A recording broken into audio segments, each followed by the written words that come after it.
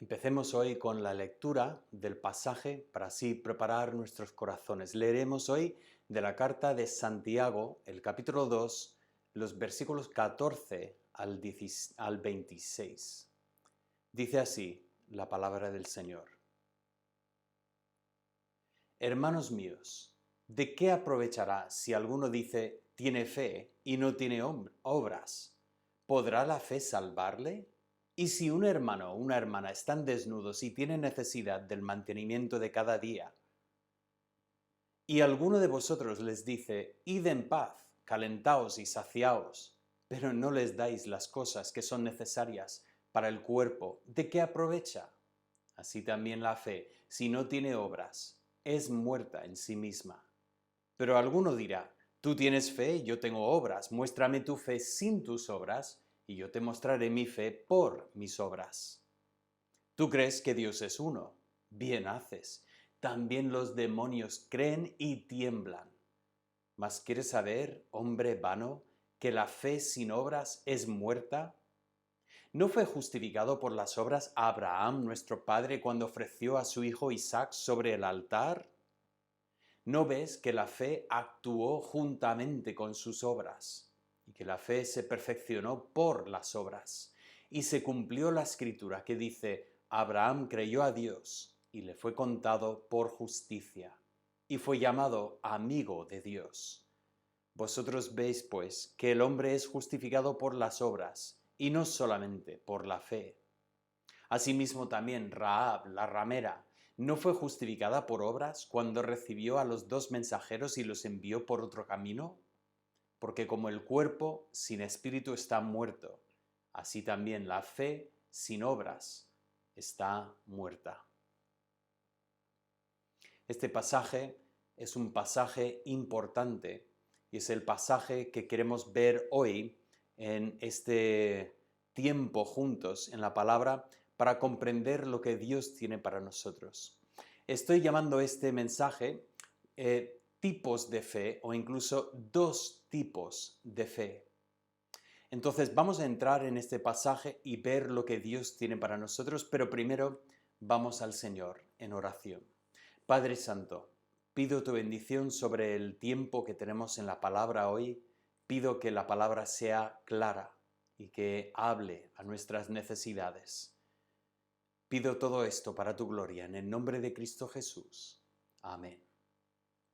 Pues vamos a entrar en el mensaje de hoy y para entrar en este mensaje quiero primeramente poner un poco del trasfondo de lo que vamos a ver aquí. Y el tema que tengo para presentar esto es, ¿qué es lo que significa exactamente la palabra fe?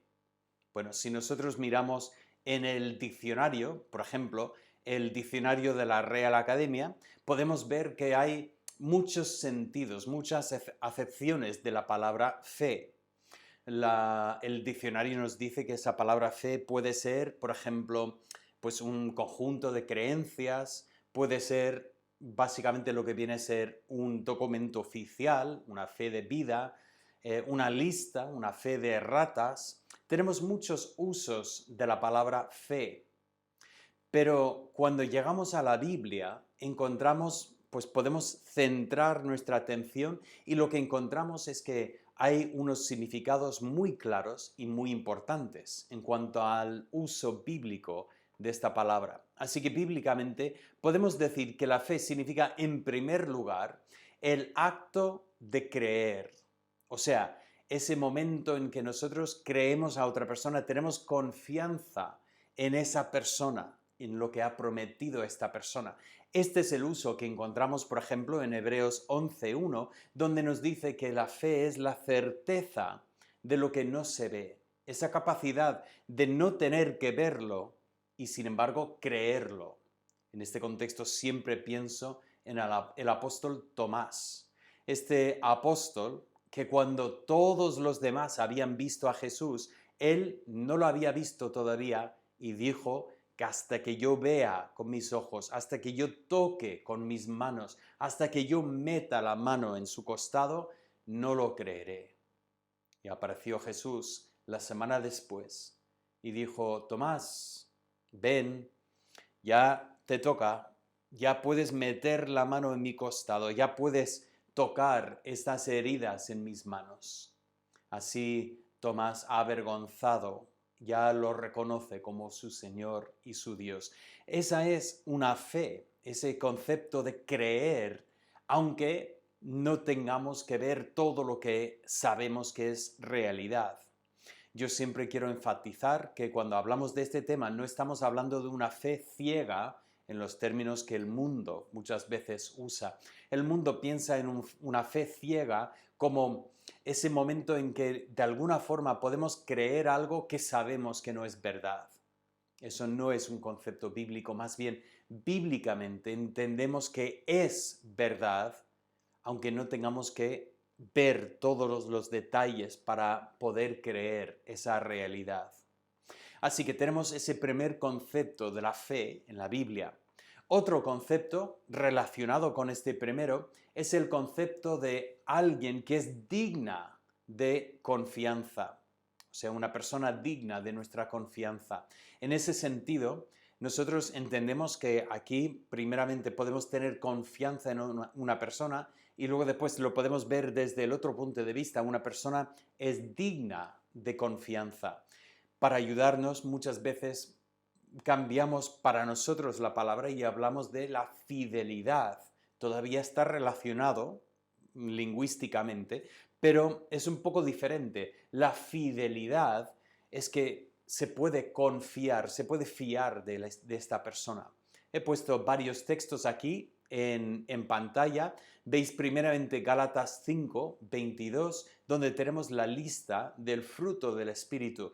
El fruto del Espíritu es amor, gozo, paz, paciencia, benignidad, bondad, fe, mansedumbre, templanza. Y en ese contexto debemos entender que cuando nos dice que el fruto del Espíritu es fe, pues habla de esta fidelidad. Y entonces eso es un concepto muy importante para nosotros en nuestra comprensión del uso de la palabra.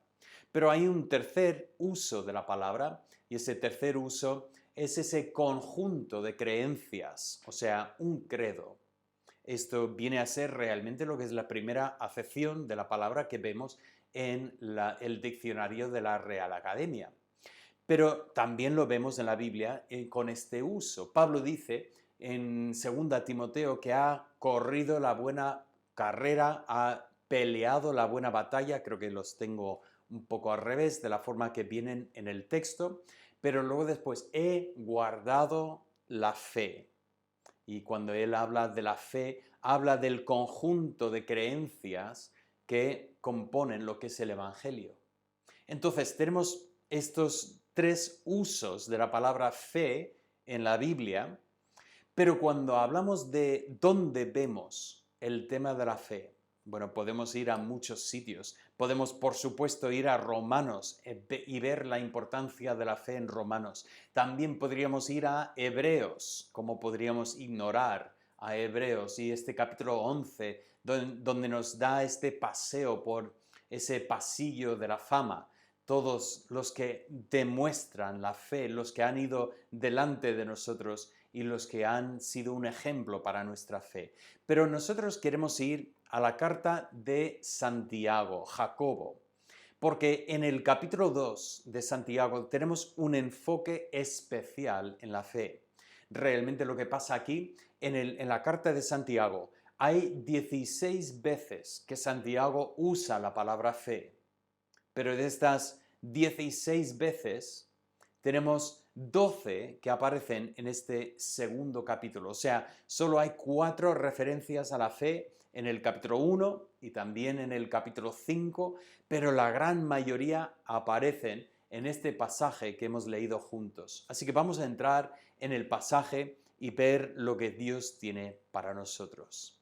Así que para comenzar, quiero primeramente hablar de una fe deficiente, porque como he dicho antes, quiero hablar de 2 tipos de fe.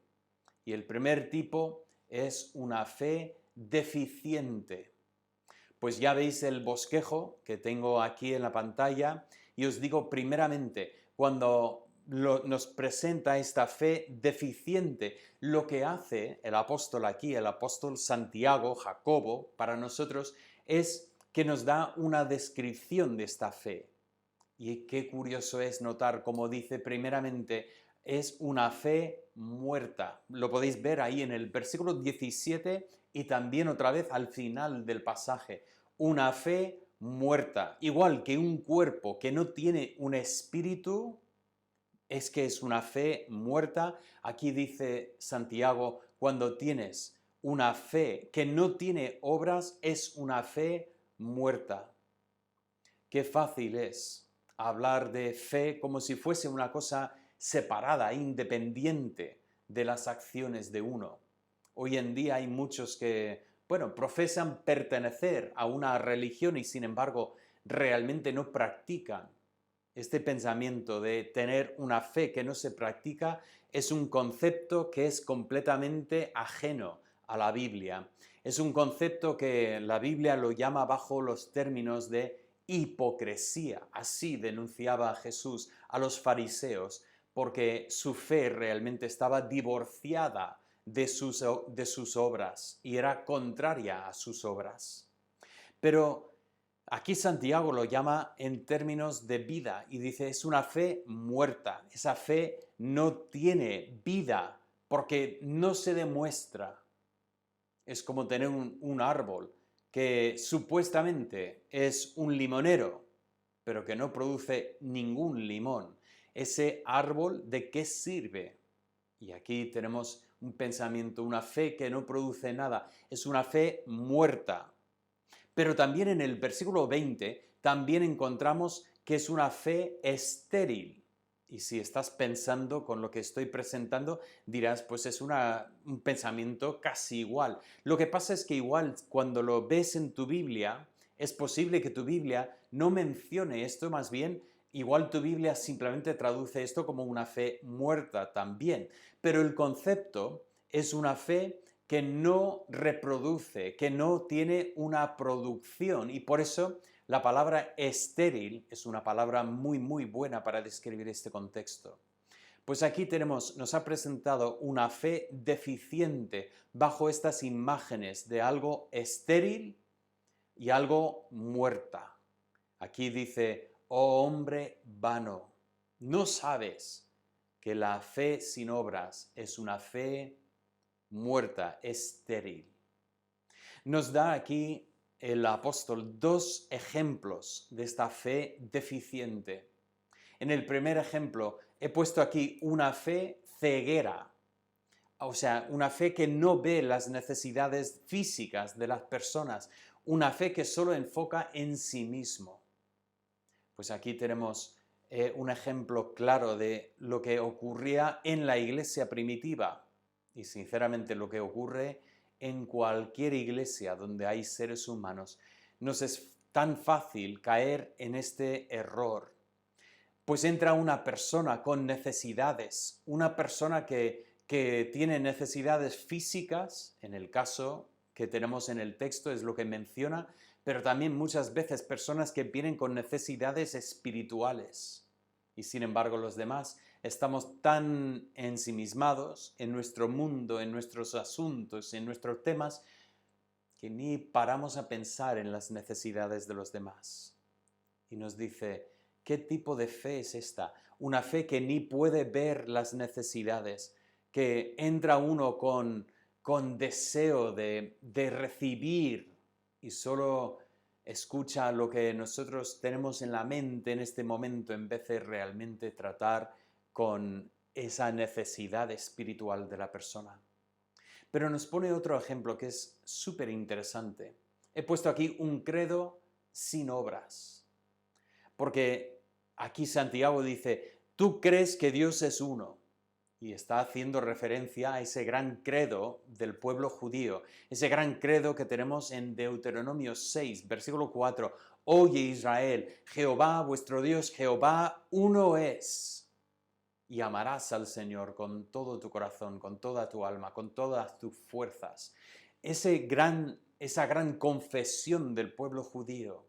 Y sin embargo, muchas veces una persona puede pronunciar estas palabras, pero realmente no significa un cambio para su vida.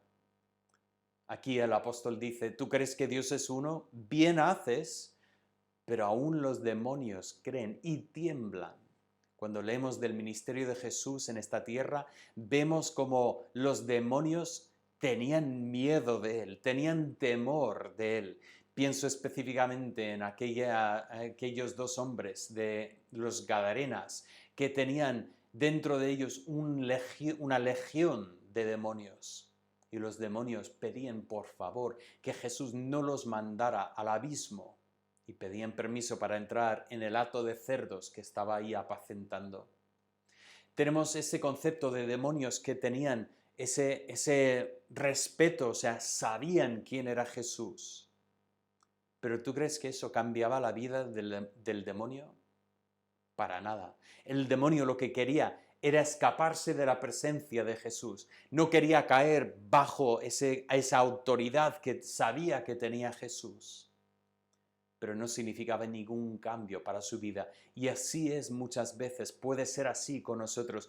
A una persona puede tener una fe, una creencia, o sea, un conjunto de creencias.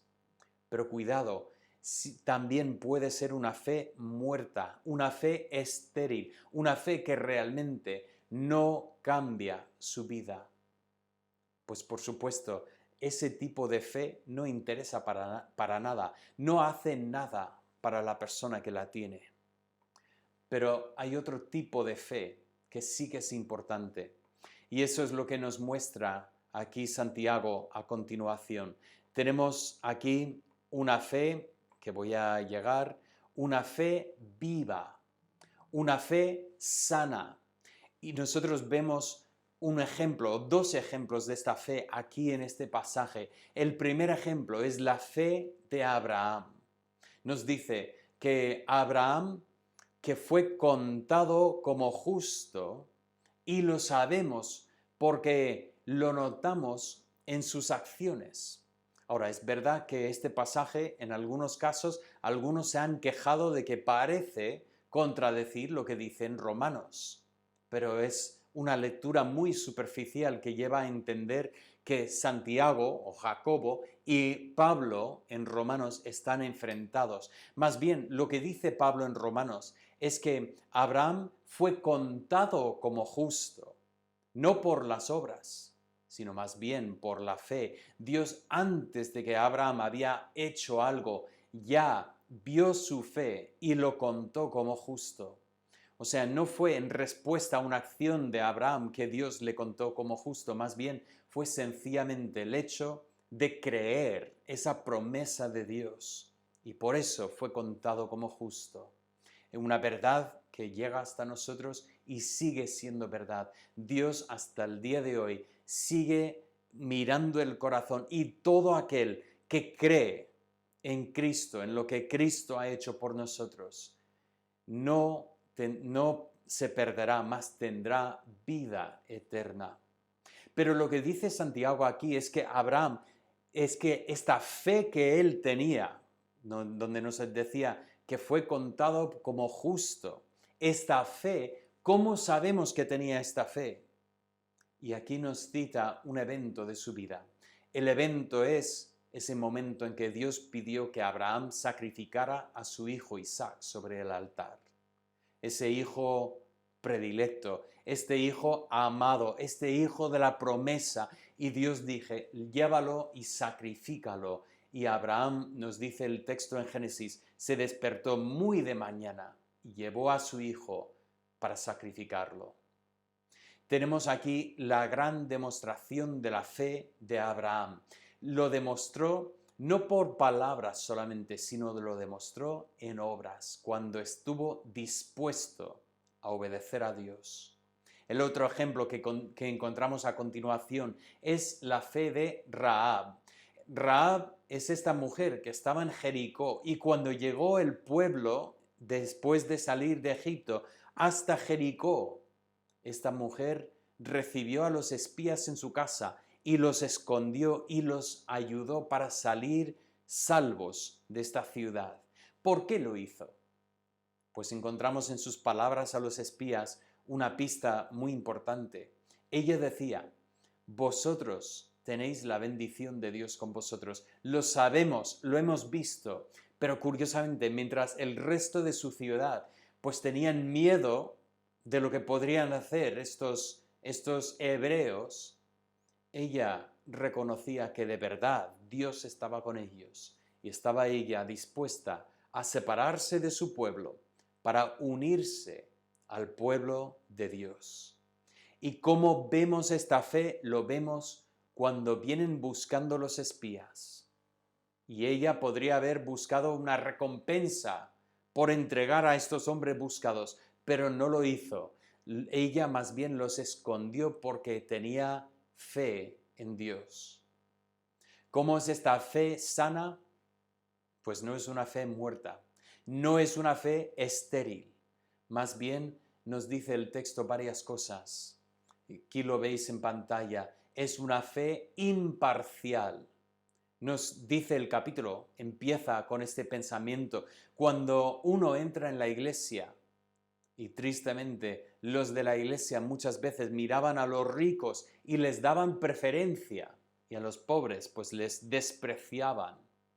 Y decía, cuando tú haces esto, tú estás demostrando que realmente no tienes la fe verdadera, porque la fe verdadera ve con los ojos de Dios. Nosotros todos hemos nacido en una sociedad y para nosotros es muy fácil pues vivir con la perspectiva de nuestro mundo. Hay ciertas personas que son importantes y otras personas que no tienen ninguna importancia. Hay personas que por su trabajo son importantes y otras personas que por su trabajo más bien se les puede despreciar. Hay personas que por su etnia pues son personas que nos gusta y otras personas que rechazamos. Así es nuestro mundo. Se supone que estamos luchando en contra del racismo, pero tristemente tengo que decir que el racismo existe y seguirá existiendo en nuestro mundo porque es parte de la condición pecaminosa del corazón humano. Pero no es así la fe de Dios. Más bien, Dios ve con otros ojos. Dios ve el valor de cada vida. Entonces, en esta iglesia, donde tristemente había deferencia para algunas personas, en esta iglesia donde tristemente pues no veían las necesidades de algunos, Dios quería una fe verdadera que viera realmente las necesidades. Pero en segundo lugar, este pasaje me habla de una fe abundante. Nos dice el versículo 5 que Dios ha escogido a los pobres muchas veces de este mundo para ser ricos en fe. Esa riqueza habla de la abundancia de riquezas. Y entonces Dios está diciendo que quiere que seamos ricos, abundantes en la fe. Recordamos cómo los discípulos reconocían su necesidad de fe y venían y decían, Señor, aumentanos la fe. Pero Jesús decía, no es cuestión de aumentar la fe, más bien, si ejerces la fe que tienes, esa fe es capaz de mover montañas. Y Dios lo que quiere hacer en nosotros es llevarnos a utilizar para crecer, para que nosotros seamos más fuertes en la fe. Y eso me lleva al tercer punto. En el versículo 22 me habla de la fe de Abraham y nos dice que la fe se perfeccionó por las obras. Vemos a Abraham y nos parece un superhéroe cristiano. Tenía una fe increíble. Pero, ¿sabes lo que era esta fe? Era la fe sencilla que había ejercido en las promesas de Dios desde el principio, simplemente habiendo sido ejercitada durante todos estos años. Volviendo a lo que decía antes, los apóstoles pensaban que necesitaban más fe, pero la verdad es que lo que necesitaban hacer era utilizar la fe que tenían. Y eso es lo mismo con nosotros. Dios quiere que nosotros pongamos nuestra fe en acción. Y así de esta manera Dios quiere y puede aumentar nuestra fe. Para concluir este mensaje, quiero llevarnos a unos pensamientos claros en cuanto al resumen. Primeramente, vuelvo a esta imagen que tenemos en el versículo 26. Un cuerpo sin espíritu es un cuerpo muerto, pero un cuerpo con el espíritu es un cuerpo vivo. ¿De qué estamos hablando? La fe más las obras, la fe verdadera que produce obras en nuestra vida. Es una fe viva. No es una fe muerta, es una fe viva. Entonces, ¿qué nos está diciendo este pasaje? Pues este pasaje nos está diciendo que la fe debe producir una diferencia en nuestra vida. Si realmente nuestra vida es idéntica a lo que era antes de tener fe, entonces es una pista de que la fe realmente no es la fe correcta. Lo que tenemos es una fe muerta, una fe estéril. Pero Dios quiere que tengamos una fe viva, una fe que produce cambios en nuestra vida. ¿Qué tipo de cambios? Pues como hemos visto en este mensaje, el primer cambio que Dios quiere que haya en nuestras vidas es que debemos obedecer la voluntad de Dios para nuestras vidas. ¿Sabes lo que es el primer paso de la voluntad de Dios para nuestras vidas?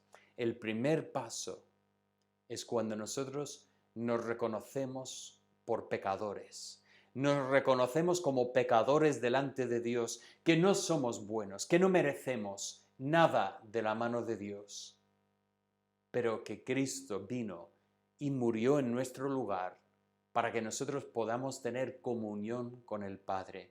Este es el primer paso y esta es la voluntad para cada uno de nosotros. Lo puedo afirmar con total certeza. Es así, Dios quiere que seamos salvos. ¿Has llegado a este momento en tu vida? ¿Has llegado al momento en que estás confiando plenamente en Cristo para tu salvación? ¿O todavía estás intentando lograr, intentando merecer algo de la mano de Dios? Pues te animo a experimentar una fe viva que obedece la voluntad de Dios. Pero incluso cuando hemos puesto nuestra fe en Cristo, allí, ¿cuál es la voluntad de Dios para nosotros? La respuesta es que busquemos en su palabra. Su palabra está completa de su voluntad. Nos muestra lo que Dios quiere para nosotros. Y si nosotros abrimos su palabra y leemos, estudiamos, veremos lo que es su voluntad. Y si tú tienes una fe viva, una fe verdadera, Dios te va a mostrar su voluntad.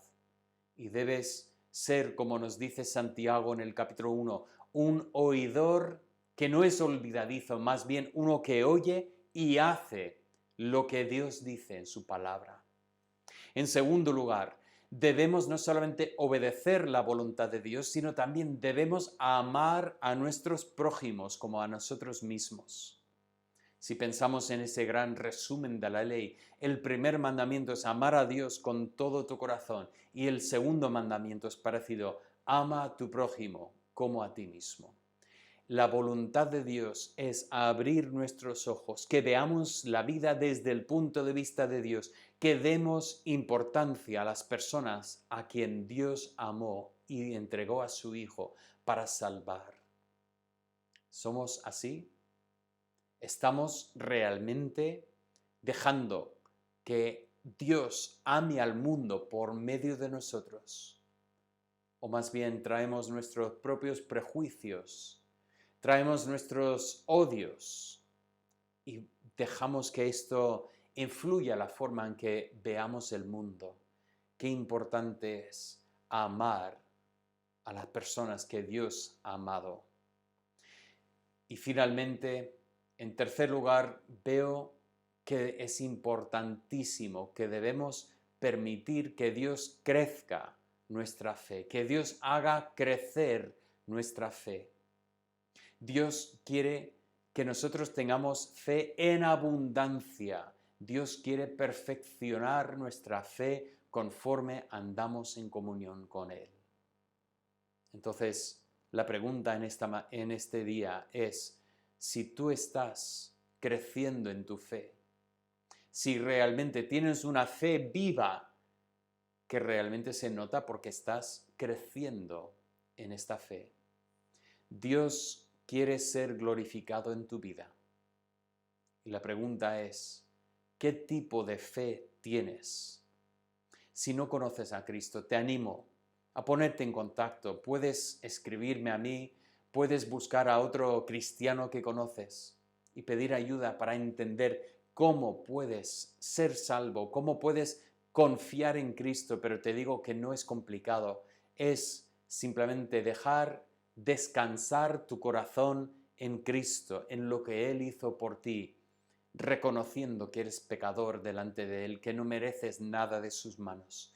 Pero te animo a tener que dejar que esta fe viva nazca en ti por medio de esa confianza en Cristo. Y si conoces a Cristo, te animo a crecer en obediencia a nuestro Dios. Y que así Dios sea glorificado en nuestras vidas. Oremos. Señor y Padre, pido que obres en nuestros corazones de esta manera. Pido que seamos coherentes y pido que nos ayudes a seguir creciendo en nuestra fe. Si hay alguien escuchando este mensaje que no te conoce, pido, Señor, que obres ese milagro de la fe en su corazón y que haya una fe viva donde antes igual había solo una fe muerta. Y esto lo pido en el nombre de Cristo Jesús. Amén. Es mi deseo que Dios use la palabra en tu corazón. Que Dios te bendiga.